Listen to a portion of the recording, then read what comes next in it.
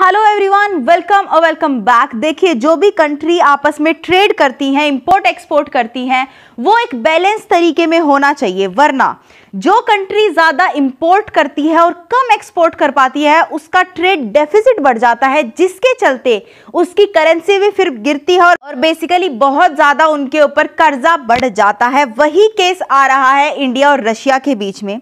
देखिए, सबको पता है अभी जयशंकर जी रशिया गए हुए हैं, एक बहुत ही इंपॉर्टेंट विजिट है उनकी, और इस विजिट में उन्होंने यही मुद्दा उठाया है ट्रेड डेफिसिट का।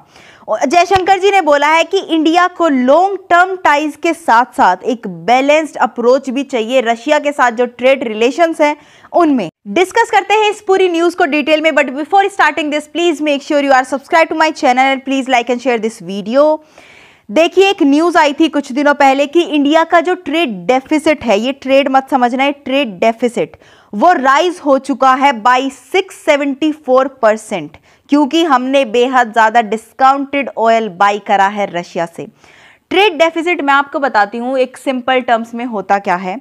जैसे अगर मेरे इंडिया और रशिया के बीच में अगर 100 रुपये का ट्रेड हो रहा है और इंडिया बाई कर रहा है उसमें से 90 रुपये का और बेच रहा है सिर्फ 10 रुपये का, जो हमारा ट्रेड डेफिसिट होगा वो होगा फिर 80 रुपये का। समझ रहे हो? यानी कि 80 रुपये अब हमें वैसे पे करने पड़ेंगे रशिया को। अगर 50-50 का होता तो बेसिकली वो पैसे कट जाते, ना ही हमारे ऊपर कर्जा होता ना ही रशिया के ऊपर। तो एक बैलेंस्ड अप्रोच होती कि जितने पैसे की चीज़ें हमने खरीदी हैं रशिया से, उतनी ही रशिया ने खरीदी है हमसे, तो वो एक बैलेंस्ड अप्रोच होती है। बाकी मेरे हिसाब से आपको समझ आ गया होगा ट्रेड डेफिसिट एग्जैक्टली होता क्या है। देखिए, इंडिया का जो ट्रेड डेफिसिट था रशिया के साथ बाय द एंड ऑफ सितंबर, वो करीब करीब हो गया था $20.05 बिलियन, जो कि सिर्फ $2.59 बिलियन हुआ करता था लास्ट फिस्कल ईयर में। वहीं चाइना के साथ जो हमारा ट्रेड डेफिसिट है वो $44.54 बिलियन है। अब अगर मैं रशिया और इंडिया की बात करूं तो जो हमने इंपोर्ट करा है रशिया से वो करा है $21.35 बिलियन का, जबकि जो हमने एक्सपोर्ट करा है रशिया को वो सिर्फ करा है $1.30 बिलियन का। अगर आप 21.35 में से 1.30 माइनस करोगे तो ऑफकोर्स आपका बैठेगा $20.05 बिलियन, जो कि हमारा ट्रेड डेफिसिट है रशिया के साथ। हमने जो खरीदे हैं उनमें क्या क्या है? पेट्रोलियम क्रूड खरीदा है हमने, दूसरा हमने रशिया से कोल खरीदा है, फर्टिलाइजर्स खरीदे हैं। जो हमारा कोल का इंपोर्ट था वो 300% से बढ़ा है, जो फर्टिलाइजर था वो 760% से इंपोर्ट हुआ है, यानी कि बढ़ा है उसका import in the first half of the fiscal year. दूसरा, जो हम एक्सपोर्ट कर रहे हैं वो सिर्फ फार्मास्यूटिकल प्रोडक्ट्स एक्सपोर्ट कर रहे हैं, ऑर्गेनिक केमिकल्स और कुछ मशीनरी एक्सपोर्ट कर रहे हैं, वो भी सिर्फ वर्थ $1.30 बिलियन की। आप इस ग्राफ में देख सकते हैं हमारा डिफरेंट कंट्रीज के साथ जो ट्रेड डेफिसिट है वो कितना था और कितना अब बढ़ गया है। ये 2021 और 2022 का डेटा है। चाइना के साथ 2021 में $30.12 बिलियन था, जबकि 2022 में $44.55 बिलियन हो चुका है। रशिया के साथ तो देखो, आप रशिया का जो ग्राफ है उसको देख सकते हैं कितना ज़्यादा बड़ा है, और इसमें ट्रेड डेफिसिट है ये जो बड़ा है इतना, जो सिर्फ $2.59 बिलियन हुआ करता था वो अब $20.05 बिलियन हो चुका है। बेसिकली जो कर्जा है इंडिया पे वो काफी ज्यादा बढ़ गया है और आने वाले टाइम पे और ज्यादा बढ़ेगा, क्योंकि जो इंडिया का गोल है रशिया के, अगर मैं पर्टिकुलरली रशिया के साथ बात करूं तो वो करीब करीब $40 बिलियन तक का ट्रेड करने का है। और अगर ऐसा ही चलता रहा तो $40 बिलियन के ट्रेड में हम सिर्फ एक्सपोर्ट कर पाएंगे 2 और 3 बिलियन का, और उनमें हमारा ट्रेड डेफिसिट फिर कितना होगा? बहुत ज़्यादा हाई होगा, जो कि हम नहीं चाहते, और इसीलिए हमने एक बैलेंस ट्रेड डील की बात करी है विद रशिया। आपको बहुत सारे आर्टिकल्स मिल जाएंगे जो कि इंडिया के ट्रेड डेफिसिट के बारे में बात कर रहे हैं कि वो कितना ज़्यादा बढ़ गया है। इस पर्टिकुलर आर्टिकल में लिखा है कि इंडिया का ट्रेड डेफिसिट राइज हुआ है बाई 88% और कितना हो गया है? $192.41 बिलियन।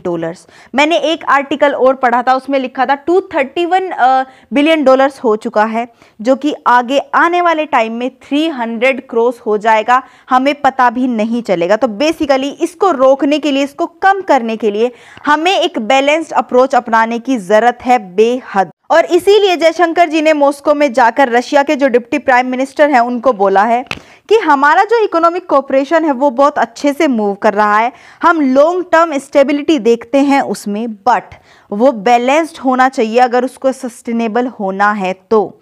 और ये इश्यूज़ हैं जो हमारा कोर रहेंगे आज की बातों का, यानी कि जो हमारे बीच ट्रेड है वो एक बैलेंस्ड अप्रोच हो उसकी, यही हम बात करेंगे मेनली आज। आपको बता दूं, India is very well aware कि हमारा ट्रेड डेफिसिट इतना ज़्यादा बढ़ रहा है, इसीलिए सिर्फ चाइना या फिर रशिया नहीं, हमने बाकी कंट्रीज से भी बात कर चुके हैं हम कि ट्रेड डेफिसिट जो है वो ना बढ़े और हमारे बीच बैलेंस ट्रेड हो। जैसे कि कोरिया के साथ भी हमने ये कंसर्न रेज करा था और उनको बताया था कि हमारा उनके साथ जो ट्रेड डेफिसिट है वो 9.5 बिलियन डॉलर्स है, तो इसीलिए ये कंसर्निंग है काफ़ी इंडिया के लिए, इस बारे में विचार करे जाए। अब आपका क्वेश्चन होगा कि इसको बेसिकली कैसे बैलेंस करा जा सकता है। देखिए, दो तरीके हैं। फर्स्ट ऑफ ऑल FTA यानी कि फ्री ट्रेड एग्रीमेंट डील होए डिफरेंट कंट्रीज़ के बीच में इंडिया के साथ। दूसरा है कि हम हैवी जो हमारे प्रोडक्ट्स हैं, जैसे हमारी मशीनरी हो गई, हमारा डिफेंस आइटम्स हो गया और हमारे जो कार्स हो गई और ऑटोमोबाइल्स वाली जो चीज़ें होती हैं वो हम एक्सपोर्ट करें, तब जाकर हमारा जो ट्रेड है वो एक बैलेंस अप्रोच ले पाएगा। और इसी के लिए आपको पता है इंडिया और ऑस्ट्रेलिया के बीच ऑलरेडी FTA साइन हो चुका है। वहीं इंडिया और UAE इन दोनों के बीच में भी फ्री ट्रेड पैक्ट साइन भी हो चुका है और it has already come into force. अब बात करते हैं FTA between India and UK। आप सबको पता है थोड़ा सा बीच में इसमें गड़बड़ हो गई थी जब सुएला ब्रेवरमन ने एक स्टेटमेंट दे दी थी कि FTA शायद UK की फ्यूचर के लिए अच्छा नहीं होगा, but with in like 1 year और सो ये डील हो जानी चाहिए बिटवीन इंडिया एंड UK, क्योंकि दोनों ही कंट्रीज़ के लिए फ़ायदेमंद होगी। और वहीं कनाडा के साथ भी हमारी FTA के ऊपर बात चल रही है।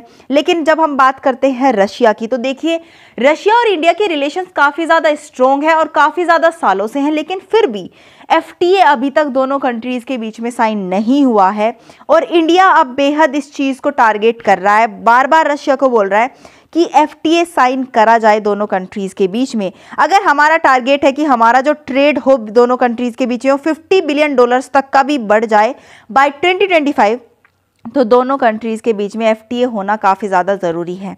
अब देखिए यहाँ पे लिखा है India EAEU FTA talks to start soon. अब ये EAEU क्या है?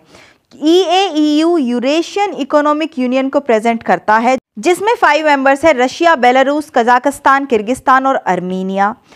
जब इस पूरे यूनियन के साथ एक FTA साइन होगा तभी रशिया इसमें एंट्री करेगा, यानी कि रशिया सोली FTA के में एंटर नहीं कर सकता इंडिया के साथ। इसीलिए हमें EAEU के साथ FTA साइन करना पड़ेगा, जो कि एक पैक्ट होगा इन 5 कंट्रीज़ के साथ। फिर आप सबको पता है आर्मेनिया को हमने अभी थोड़े दिन पहले भी डिफेंस आइटम सेल करे थे और आगे भी आर्मेनिया को काफ़ी ज़्यादा ज़रूरत पड़ेगी और हम सेल करेंगे, जो कि हमारा जो ट्रेड डेफिसिट है उसको कम करने में काफ़ी ज़्यादा फ़ायदेमंद होगा। तो ये डील इंडिया के लिए बेहद ज़्यादा अच्छी होगी अगर ये हो जाती है तो।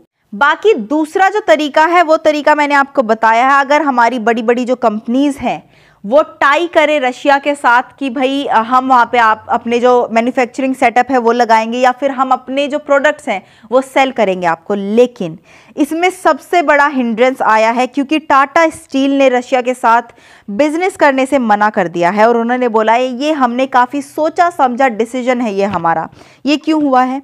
क्योंकि ऑफ कोर्स रशिया के ऊपर बेहद ज़्यादा सैंक्शंस लगाए हैं US ने, वेस्टर्न नेशंस ने, और टाटा जो ग्रुप है उनकी काफ़ी ज़्यादा प्रॉपर्टी, काफ़ी ज़्यादा मैन्युफैक्चरिंग सेटअप वहाँ पर हैं और वो नहीं चाहते कि उनको सीज कर लिया जाए या फिर टाटा पर कोई सैंक्शंस लगा दिए जाएं US और जो यूरोपियन यूनियन है उनके द्वारा। इसीलिए टाटा ने ये बोल दिया है कि हम रशिया के साथ कोई बिजनेस डील नहीं करेंगे। लेकिन फिर भी इंडिया के पास एक होप है क्योंकि महिंद्रा ने बोला है कि हम एक्सपोर्ट करेंगे अपने जो व्हीकल्स हैं वो रशिया को इन 2 ईयर्स।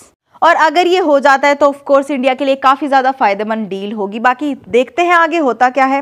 बाकी मैं आपके विचार ज़रूर जानना चाहूँगी कि आपको क्या लगता है हमें क्या स्टेप्स लेने चाहिए कि हमारा जो ट्रेड डेफिसिट है वो कम हो, इंडिया के ऊपर जो कर्जा है वो कम हो। अपने विचार प्लीज़ कमेंट सेक्शन में लिखिएगा। And this was the news for you guys. I hope you loved it. If you did please give it a thumbs up and subscribe to my channel and I will see you in the next video. Till then stay happy, healthy and bye.